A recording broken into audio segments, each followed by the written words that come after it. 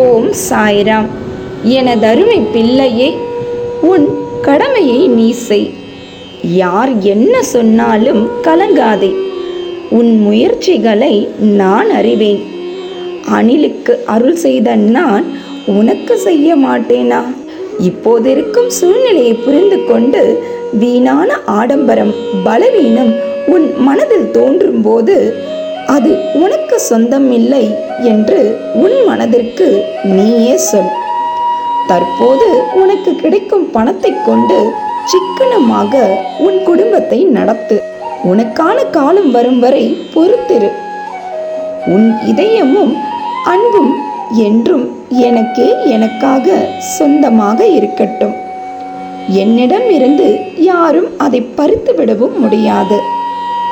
நீ என்றும் என் சொத்து. நான் உனக்கு கொடுத்த நல்லதை நீ யாருக்காகவும் எதற்காகவும் விட்டு கொடுக்கவும் கூடாது. அதை பிறரிடம் இருந்து நீயும் தட்டி பறிக்கவும் கூடாது. உன்னை தவிர வேறு யாரையும் கண்டு நீ எச்சரிக்கையாக இருக்க தேவையில்லை. உனக்கு நீயே எச்சரிக்கையாக இருக்க வேண்டும். நீ பிறரிடம் பேசும்போது உன் வார்த்தைகளில் கவனம் இருக்கட்டும்.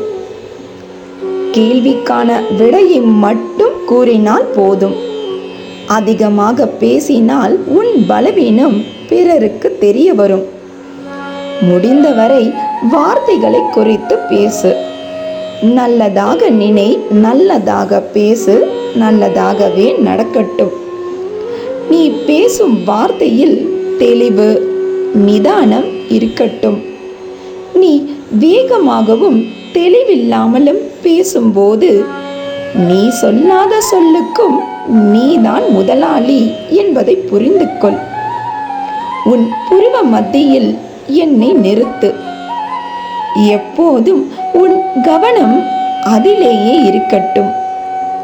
நீ வெளியில் சென்றாலும் சரி, ஏதேனும் காரியம் தொடங்கினாலும் சரி, என்னிடம் சொல்லிவிட்டு செய். நான் அதனை சிறப்பாக முடித்து தருகிறேன். உன்னை கீழே தள்ளி அழகு பார்ப்பவர்களை படித்தவர்கள் என்று நாகரிகமாக பேச வேண்டிய அவசியமும் இல்லை.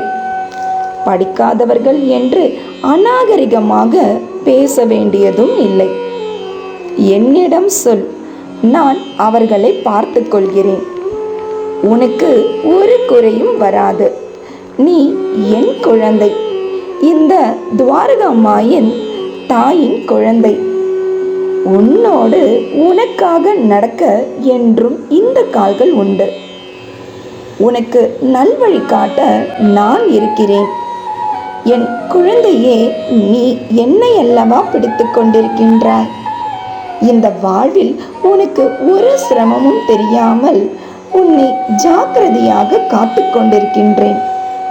நீ எனக்காக உன் கடமைகளை தொடர்ந்து செய்து கொண்டிரு. அது போதும். இந்த பதிவை கேட்ட 2 மணி நேரத்தில் நீ ஆசைப்பட்டு ஏங்கிய உன் மனதில் நினைத்த காரியம் ஒன்று உனக்கு சாதகமாய் மாறப்போகின்றது. சந்தோஷமாக இரு. இன்றும் என்றும் என்றென்றும் உன் சாயப்பா உன் அருகில். வாழ்க வையகம், வாழ்க வளமுடன். ஜெய் சாய்ராம்.